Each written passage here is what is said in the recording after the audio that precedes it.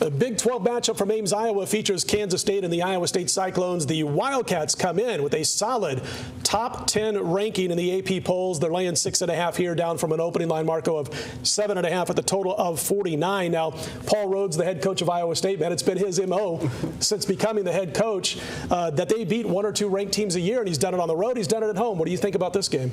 Well, I'm going to tell you, you guys all bust on me about my eating habits, and I like to eat. I'm going to tell you, this game here, this is my favorite kind of sandwich because Flying Wildcat? You've got a situation with Kansas State. They're coming off two monster games. They beat Oklahoma. They had a week off. Then they got to play their arch rival, Kansas. Beat the snot out of them last week.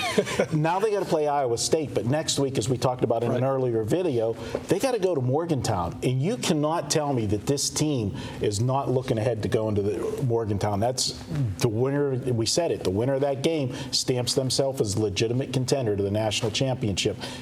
I just can't see them taking this team seriously.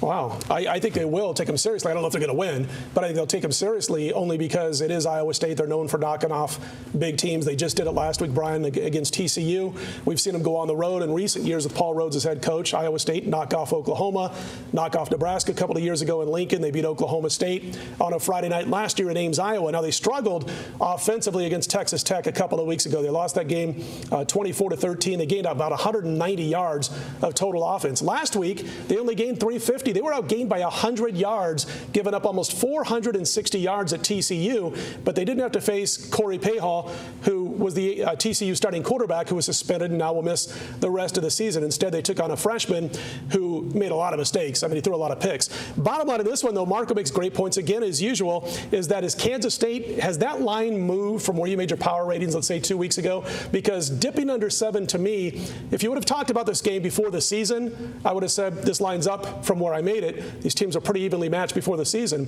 But before last week's games, look at it 2 weeks ago, I actually make K-State about an 8.5-point favorite on the road in this venue against Iowa State. Yeah, my power ratings are about the same as they were before. And just for the record, my favorite sandwich is a free one. But, you talk about Iowa State, they don't score a lot of points, but they play great defense. They're only allowing 19 points per game against FBS competition. Sure.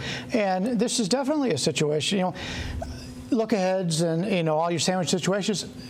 I've always been of the belief that as a team enters a season, they only have so much energy. I call it energy. Mm-hmm. And if you use a lot of energy one week, chances are the next week you're not going to have that amount. Well, here they are playing all these big-name teams in a row, using a lot of energy, and now they're playing Iowa State, who's not a ranked team. They're not thought of that highly. And you got West Virginia, who's the talk of the country right now, coming up next week. So I think as a college kid, you tend to overlook a team like this. So I agree with Marco. I think this is a good spot here for the dog. Good stuff, guys. This is my best bet.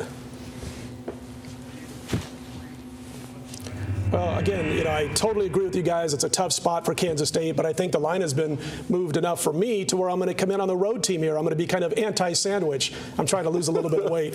But anyway, I mentioned Iowa State getting outgained 455 to 350 against a TCU team that was with a freshman starting quarterback. And something that Paul Rhodes did this week, and, he's trying to stoke the fire, but he's done it 2 weeks in a row. He said the starting quarterback for this team, who was Steele Jantz before the season, well, guess what? For the second week in a row, the person who practices the best out of 3 quarterbacks is going to be the starting quarterback for this team. They've used all 3 quarterbacks this season. The offense absolutely stinks.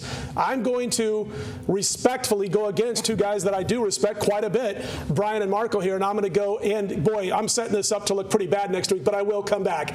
But anyway, Kansas State minus the points. Again, it's too much of an adjustment from my power rankings from 2 weeks ago, so I'm going to back the Wildcats here because Bill Snyder, I think, is going to hear everything, or he already knows, I should say, everything that we're talking about, and that's going to help him keep his team focused. Bill Snyder goes in, slightly outcoaches Paul Rhodes. Quarterback situation with Colin Klein, much better than what Iowa State has right now, and I think that's enough to get him about a 10 to 14-point win. Kansas State, my best bet for this week. Stick around all weekend long. More college and pro football right here at pregame.tv.